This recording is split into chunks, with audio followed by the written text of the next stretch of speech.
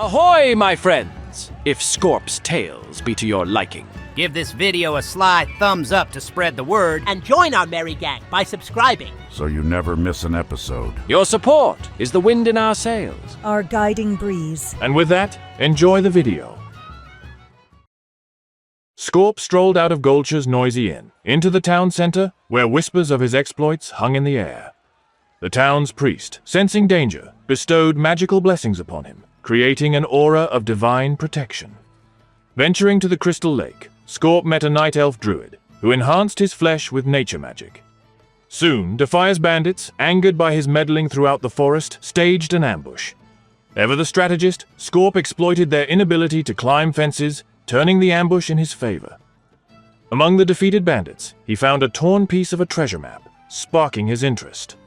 Choosing stealth over brute force, he pickpocketed his way through their camps, narrowly escaping when discovered, leaving the baffled bandits in his dust.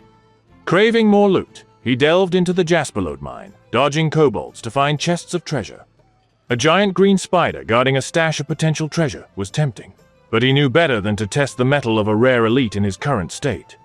Back in Goldshire, Scorp relaxed in the inn, savoring a meal of brilliant small fish and fresh water. The peace was shattered when Marshal Dughan summoned him for a westward journey. As he traveled to Westbrook Garrison, Scorp remained on high alert for bandits. At the garrison, Deputy Rayner tasked Scorp with gnoll extermination. These part-human, part-hyena foes proved tougher adversaries than kobolds, pushing him to the edge in a battle that severely humbled him. Sneaking through gnoll territory, he heard clashes and found a determined paladin battling a giant gnoll.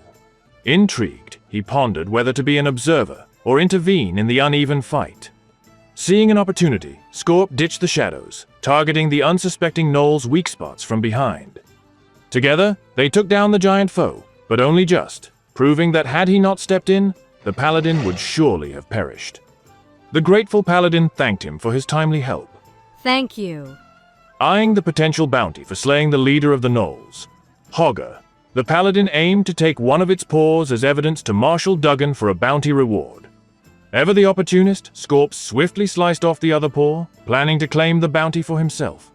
Outpacing the paladin, thanks to his lighter armor, Scorp reached the marshal first, presenting the paw and securing the reward before she caught up. Retreating to Goldshire Inn, Scorp's day took an unexpected turn when he encountered a chaotic dwarf named Elgi. Oblivious to decorum, Elgi's unruly feet dirtied the inn with his filth. Frowning, Scorp approached, attempting to restore order to the unruly dwarf's antics. Scorp advised the unruly dwarf to wear shoes and slow down. Sir? Are you the hallway patrol? The brazen dwarf darted away, leaving Scorp behind after having given him a swift kick to his shin. Scorp focused on his mission, heading east through Elwyn Forest to track down the notorious giant boar named Princess, known for ruining farm fields at night by eating all the crops. A fat, chubby, lubby hog. Spotting Princess and her royal entourage in a pumpkin patch, he devised a cunning plan, luring the boars around a fence and wearing them out by hopping the fence before they could get close. His expert axe-throwing skills picked them off, but the clever boars split up, closing in from all sides. A timely arrival shifted the odds. A wizard emerged, lending magical prowess. Together, they coordinated an assault, defeating Princess and her guards. Scorp thanked his unexpected ally, and they parted ways. Near the pumpkin patch, Guard Thomas enlisted him in hunting bears and wargs threatening the East Vale logging camp. Eager for profitable skinning, Scorp accepted this new duty. While hunting, he encountered a sorceress besieged by a bear and a warg, and he jumped in to help. Thank you. Not wanting to appear like a simp, he quickly explained that he only wanted the skins. Oh, fair. Following a half-completed treasure map, Scorp was led to a warg den. Spotting a hesitant wizard, he subtly encouraged him through whispers from the shadows, hoping he would distract the wargs. Successfully diverted, he lunged for the chest, discovering a magical rune that granted him the coveted quick-draw skill, an important piece of knowledge for a budding outlaw. However, lacking a boomstick and ammo to use this new skill, or coins for that matter, Scorp sought work in the East Vale logging camp. Intimidating a gnomish freak brought him fleeting joy, but practical concerns led him to explore murloc camps for treasure. Patiently waiting for a wizard to distract the half-fish, half-man creatures, he snatched a treasure chest containing valuable supplies. In Elwyn Forest, Scorp discovered the corpses of fallen foot soldiers, devoured by murlocs, and he looted their badges, intending to return them to Guard Thomas for some form of reward. Encountering who he believed to be the renowned XQC, Scorp's attempts at engagement went unnoticed, clearly beneath such an important figure's popularity. Returning to Guard Thomas with the recovered badges, Scorp received a measly reward. Then, he set his sights on Stormwind City, delivering the supply crate to the supply officer for a modest reward. Seeking a quality boomstick, he visited the Dwarven gunsmith but found cheap, low-quality options. Undeterred, he decided to explore elsewhere for a superior firearm.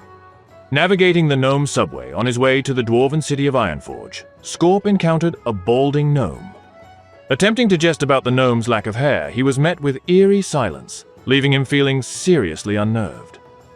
In Ironforge, he visited a renowned arms dealer, opting for a hunter's boomstick with a firing rate of 28.5 rounds per minute. Seeking training for his new weapon, a miscommunication led to Scorp being teleported into an active war zone. He sought guidance from seasoned soldiers all around him, but they appeared to ridicule him instead. Alt F4. Level 10. Kill the Get healers. out. Level 10 and 13. Useless. Go away. Despite enduring taunts, Scorp charged into battle alongside his new allies, determined and ready to leave a mark. He was even complimented on his choice of melee weapon. Nice stiletto. As they approached the Horde's base, a nervous energy prompted him to seek reassurance from his comrades about their commitment on the battlefield. All lives are valued here in the Alliance. Reassurances proved inadequate, as Scorp and his allies faced a relentless Horde onslaught upon leaving their base, morale plummeting with each defeat. He perished. Again. And again. And again. Undeterred, Scorp charged into the enemy base, aiming to capture their flag and prove his worth to his team. Amidst chaos, a far more powerful ghoulish Horde fiend swiftly overpowered him. Determined to achieve something, Scorp encountered a lone adversary, a ghoulish wizard attempting to steal the flag.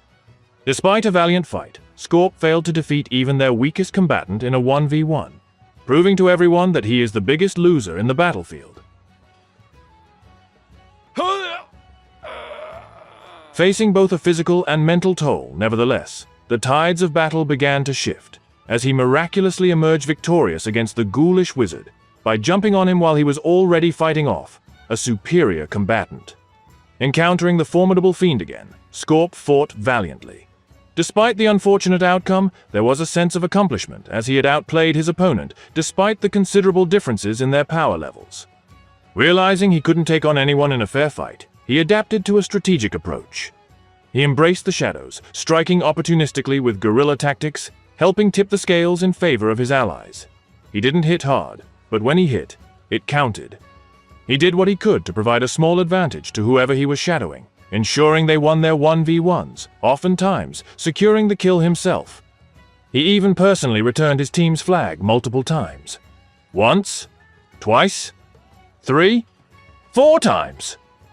Despite being perceived as the weakest, he proved his worth by making crucial contributions throughout the battle in small ways that added up, though they began the battle by losing 0-1.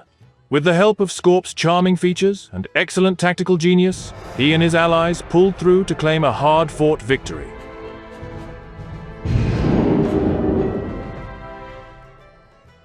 He was teleported out of the war zone and recognized for the role he played in securing victory for the Alliance.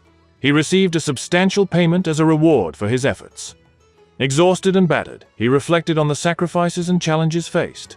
Despite the toll on his armor and having had his clothes robbed from him on the battlefield, the experience had forged him into a seasoned and formidable gunslinger.